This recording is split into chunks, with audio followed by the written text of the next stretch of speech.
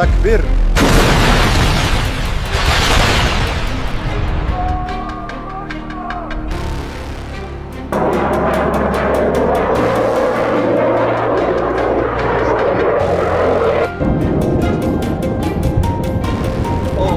my God.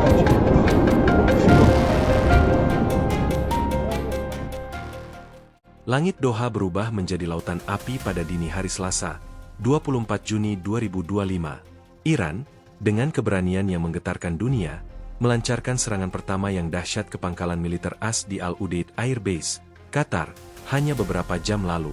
Ratusan rudal balistik canggih, termasuk Kheibar Shekan yang mematikan, menghujam pangkalan terbesar AS di Timur Tengah, mengubahnya menjadi puing-puing yang membara.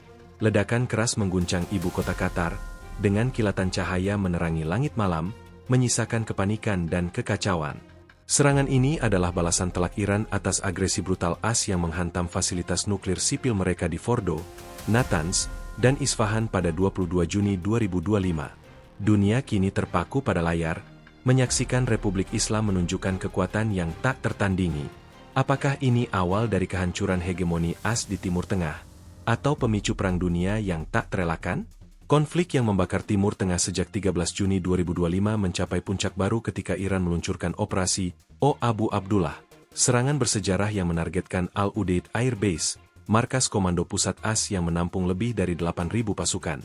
Korps Garda Revolusi Islam, IRGC, mengklaim telah menembakkan 250 rudal balistik, termasuk 150 rudal Kheibar Shekan dan 100 rudal Fateh 110, dalam gelombang serangan yang terkoordinasi.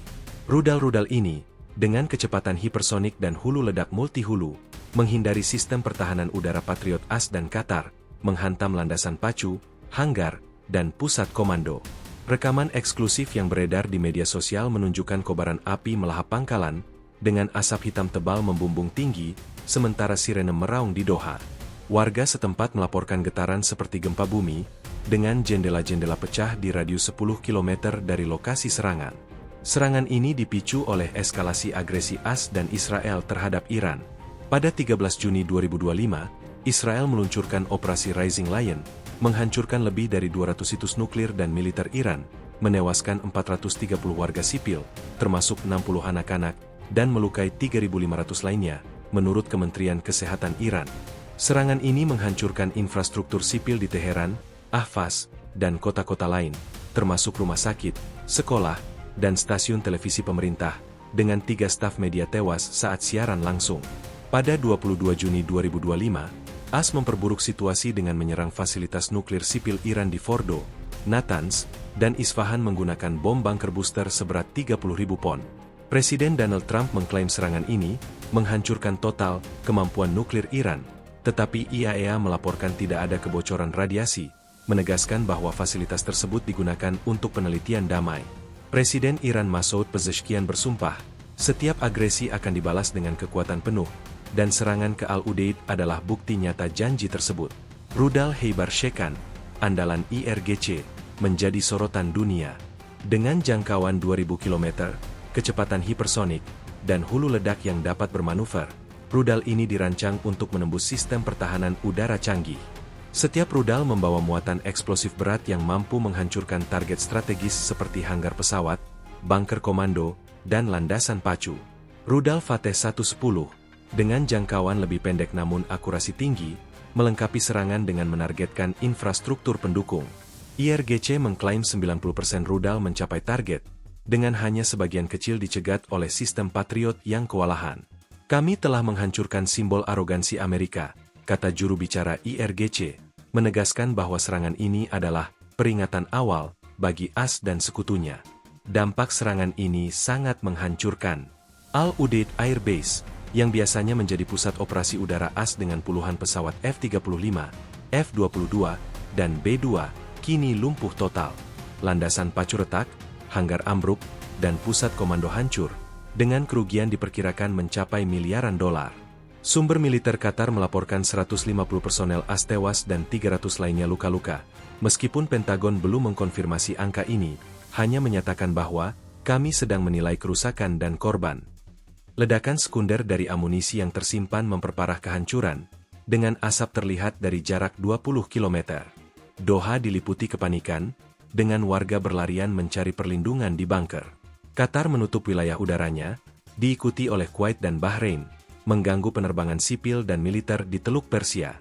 Harga minyak Brent crude melonjak ke $85 per barel akibat kekhawatiran penutupan Selat Hormuz yang diusulkan Parlemen Iran pada 23 Juni 2025. Reaksi internasional mencerminkan polarisasi global. Qatar mengutuk serangan ini sebagai pelanggaran kedaulatan yang tak termaafkan, dengan juru bicara Kementerian Luar Negeri Majed Al-Ansari menegaskan bahwa Qatar berhak membalas sesuai hukum internasional. Namun, sistem pertahanan udara Qatar gagal melindungi pangkalan, memicu pertanyaan tentang efektivitas teknologi AS. Trump, dari Situation Room Gedung Putih bersama Menteri Pertahanan Pete Hegseth, mengancam akan menghancurkan Iran jika satu rudal lagi diluncurkan. Inggris, yang memiliki pasukan di Al-Udeid, mengutuk serangan melalui Menteri Angkatan Bersenjata Luke Pollard, menempatkan pasukan mereka pada siaga tertinggi. Rusia dan Cina mengecam AS, dengan Presiden Vladimir Putin menyebut serangan AS ke Iran sebagai provokasi yang membahayakan perdamaian global. Korea Utara menyatakan solidaritas dengan Iran, sementara Houthi Yaman mengancam akan menyerang kapal AS di Laut Merah. Di Iran, rakyat bersorak atas serangan ini, dengan demonstrasi besar-besaran di Teheran mendukung IRGC. Pemimpin tertinggi Ayatollah Ali Khamenei memuji serangan sebagai kemenangan atas Zionis dan imperialis, memperingatkan bahwa hukuman akan berlanjut jika agresi tidak dihentikan. Namun, Iran juga menghadapi krisis kemanusiaan, dengan 430 korban sipil dan 3.500 luka-luka sejak 13 Juni 2025 akibat serangan Israel dan AS.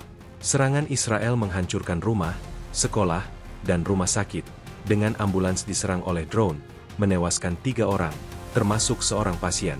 Meskipun menderita, Iran menunjukkan ketahanan, dengan IRGC mengklaim masih memiliki ribuan rudal yang siap diluncurkan. Dampak psikologis di Qatar sangat terasa. Warga Doha, yang biasanya hidup damai, kini hidup dalam ketakutan. Seorang warga, Ahmad Al-Mansouri, berkata kepada Al Jazeera, "Kami mendengar ledakan seperti kiamat.